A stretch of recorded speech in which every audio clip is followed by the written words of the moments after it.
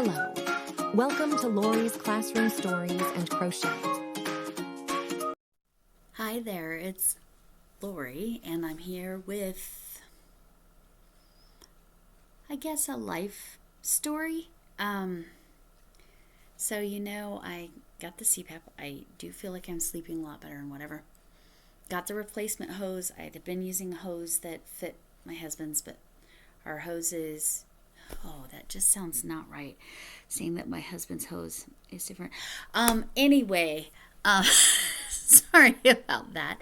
The CPAP hose, mine has the ability to be the heated humidifier. Sorry about the weird lighting too. I cannot find the remote for the overhead light in this room. I found about 12 other remotes, but not that one. Anyway, so yeah, so I was using his spare hose. I'm sorry, I'm a middle school humor kind of person. Anyway, so got the replacement hose that heats the humidifier, like makes the air warm. Attached it. Forgot to put the pillowcase on it because I thought I'm only going to be out of the room for 5 minutes. I walk back in. Guess what? The stinking cat was biting it again. This time I don't think he actually punctured it. But for right now, I'm not taking any chances. I'm just using the non-heated hose. I'm using the less bougie hose. Okay, I really can hardly handle myself right now. So I need to stop talking about hoses. All right. So what I'm really here for is Bridget from Queen's Craft by Bridget tagged me in a game, I guess we'll call it. And I will tag some creators. Hopefully that she hasn't already tagged, to answer 12 questions. Okay. Oh, and I will link the video of her answers. And whenever Camille from Camille's Creation does hers, I will also link her answers. All right, the first question, number 1, if you were stranded for hours in a car in the middle of the world's biggest traffic jam, and you had your just-in-case wool/yarn and one set of needles, I don't knit, so I can't do that, or one hook, no pattern, no scissors, no tapestry needles, what would you knit or crochet? I would crochet a corner to corner because you don't need your scissors until you're pretty much done. And if you could just do a whole, it wouldn't be a Grafghan corner to corner, it would just be straightforward corner to corner. And I would hope that it would be my 5.5 millimeter hook, which I think is that an I? I apologize for that. No, it's it's an I. 5.5 millimeter is my favorite hook. Number 2, what would you do if you didn't have any just-in-case yarn? Which is actually most of the time, and I have experienced before, when I got not stranded in a traffic jam, but in the hospital. I would probably chat with my hubby, or I would listen to an audiobook, or listen to YouTube if I had enough. Why can't I think of that? Data available, which I usually do, but anyway, or listen to podcasts because those download and don't use data. So those are what I would do if I did not have something to do with my hands. Number 3. Did you teach anyone else how to knit or crochet? I have helped people crochet. People that already had foundations, I've been able to help them take it to the next level. Like they had trouble getting it to turn properly, or they were missing first and last stitches, those kinds of things. I helped somebody learn the magic circle in person in the crochet group I'm in. I tried to teach my 17-year-old stepdaughter, she could chain immediately so well, but we tried a million things to try to get her to like turn and be able to do something in that. Just that's as far as we got. So instead, I worked with her on the knitting loom. She can do that fully on her own now. So actually teaching from somebody from the get-go, no, not so much. I mean, my stepdaughter, yes, but we didn't get very far. But knitting loom, not knitting, because I don't know how to knit. All right, that was question number 3. Question number 4. What is the most rewarding part of knitting or crochet? For me, it's when people truly appreciate the gift I give them. I've made amigurumis as gifts. I've made blankets as gifts. I've made sweaters, cardigans, pocketed scarves, hats. I've made a lot of gifts, and the joy that it brings them. I do make sure they are crochet worthy. And I know you all know what that means. So everyone I've gifted something has been super, super appreciative. So it's the joy it brings to other people to have something that's uniquely made for them. Let's see. 5. What would you make next if you had unlimited wool? So I wonder if this is a British person, because all British people that I know say wool to mean any yarn. So if I had unlimited yarn, I think I would make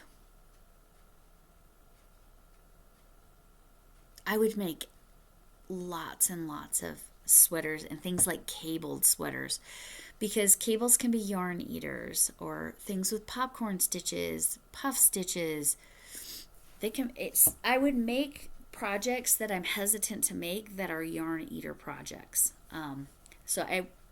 Cables, something with cables, either a blanket or sweaters or multiples of that, because those can really be yarn eaters. So for me, that is something. If I had, right now it feels like, I know everybody watching is going, but Lori, you do have unlimited yarn.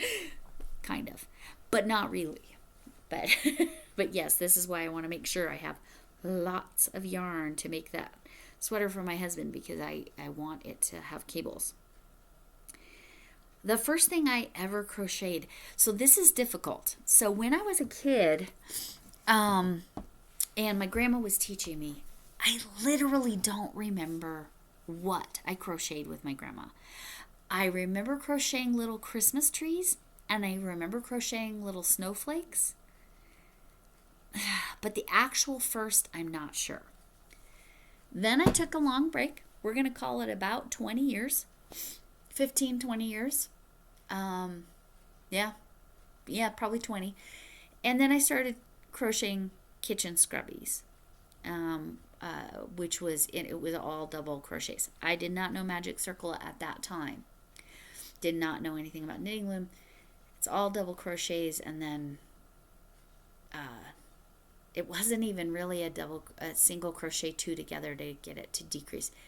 Anyway, from that basic scrubby, I did that probably for,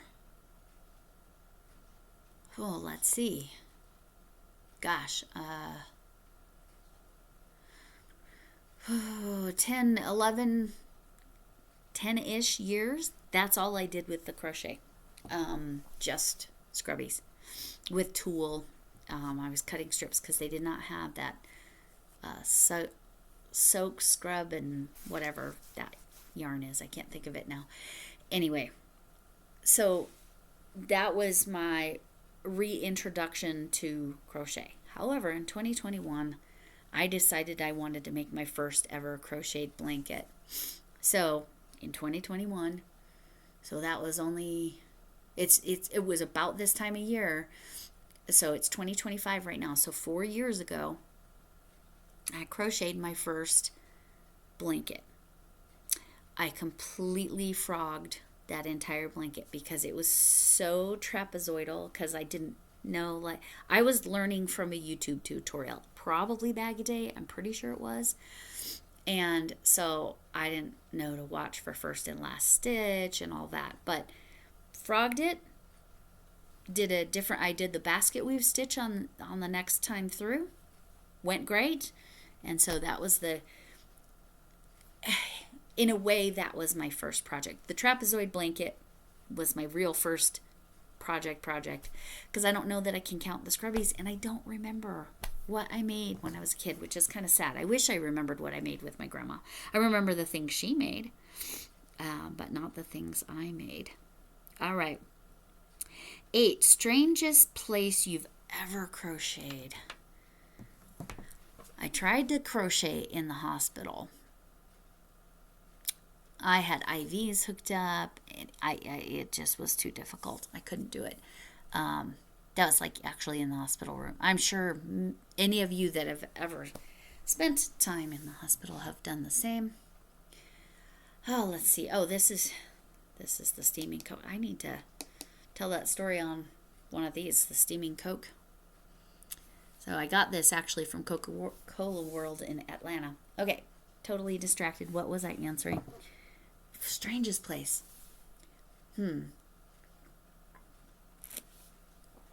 Crocheting in the car isn't weird. Crocheting in the doctor's waiting rooms all the time. I don't know. My bedroom, the craft room, the living room. Like, I don't know. Other than the hospital hooked up to IVs, I got really annoyed because I couldn't really do it. And I was annoyed at the doctors that it kept coming in and interrupting my crocheting, so I did not get anything done, and I was annoyed by that. Gosh darn it, I don't know if I've had a weird place. Yeah. People are usually intrigued by it if I happen to be doing it in one of my doctors. The spelling of favorite, yes, this is definitely written by somebody who's British. It's got the U in it. All right, number 9, favorite thing to make. Honestly, baby blankets for people, and I tailor it to them.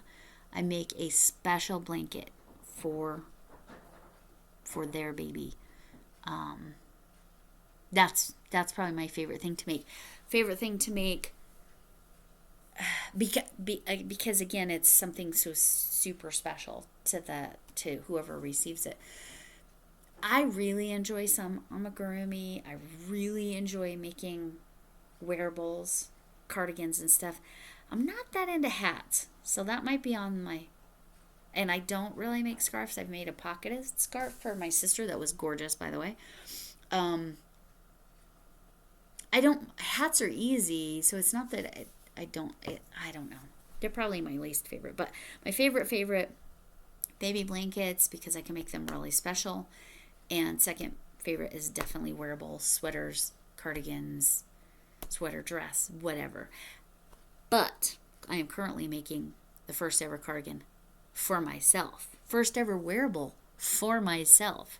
Crazy, I know. So that's okay. So number 10 is favorite yarn. Okay. So my favorite yarn, if you've watched for a little while, my favorite yarn is Colorama Halo.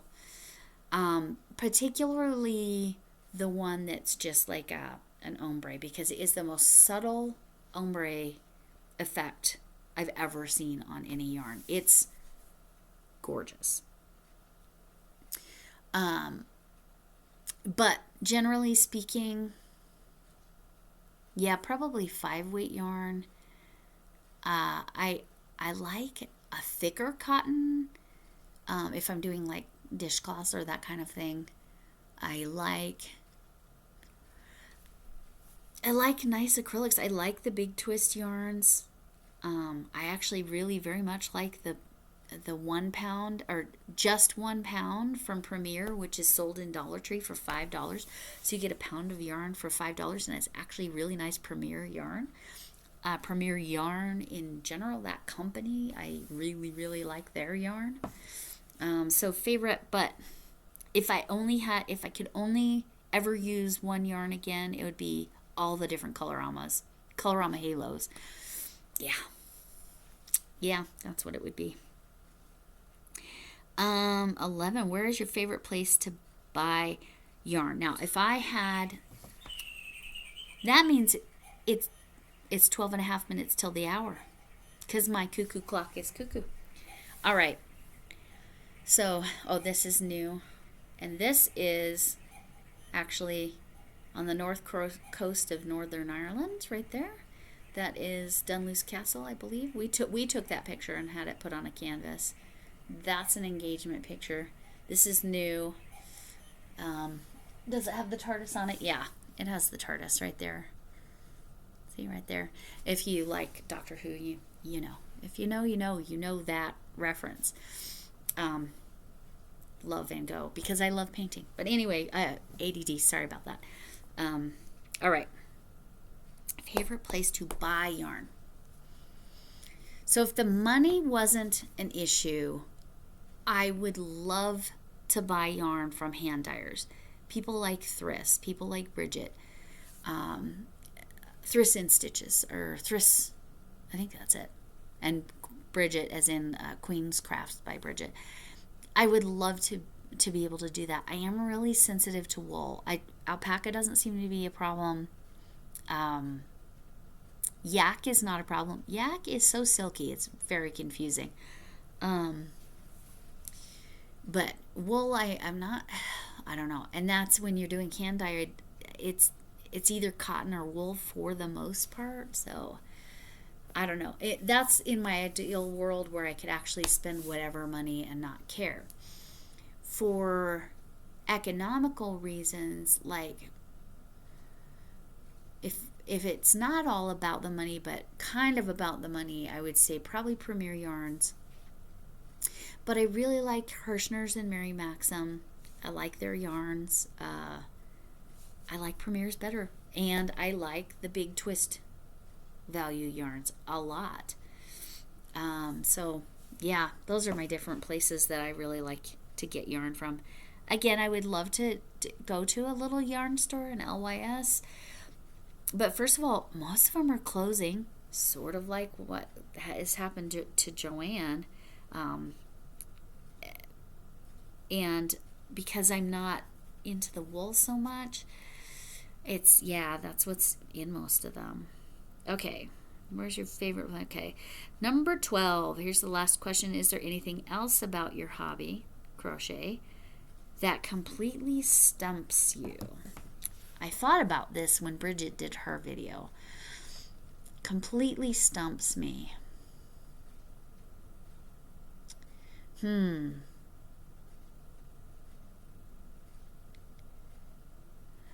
I don't know.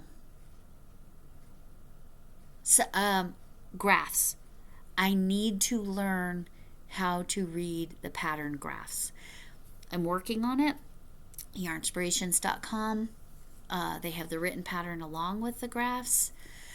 I need to learn that. So far, I mean, it's kind of mathematical, so you'd think I'd already have it, but I just need to spend the time and learn it. The magic ring stumped me for a while. Then I got it, and now it's easy. The foundation double crochet, foundation single crochet, that stumped me for a while, and then it just clicked, and I don't remember who it was. The one that totally stumped me for the longest time was the crab stitch or the reverse single crochet.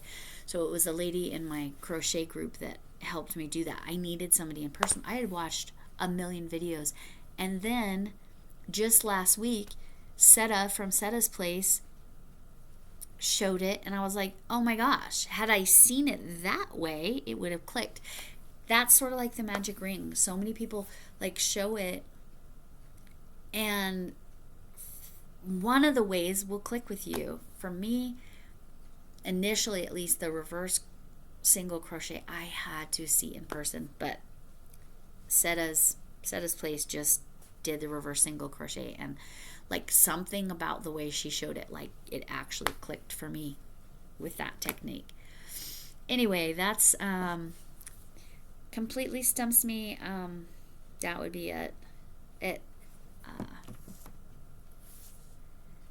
It stumps me on how to help my stepdaughter be able to go from the chain to making a row 1. I even tried the foundation single crochet, so we were skipping from chain, and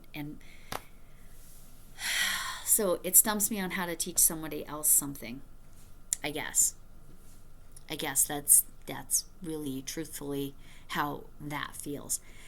I've been able to help a lot of people, but they all already had the foundation. But it's the ground zero teaching that somehow I was a little stuck and couldn't do it.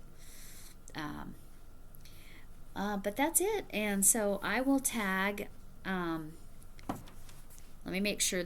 Oh, I gotta go look at the video for a second, because I want to make sure I don't tag the same people that she tagged, because that would be silly. Okay, I'm gonna have to pause this for a second. Truly appreciate you. Okay, that was Bridget. If you don't know her, Queen's Craft by Bridget, she will be linked. Camille's Creations will be linked. Hopefully with her, I will. With Bridget, it will be this specific video.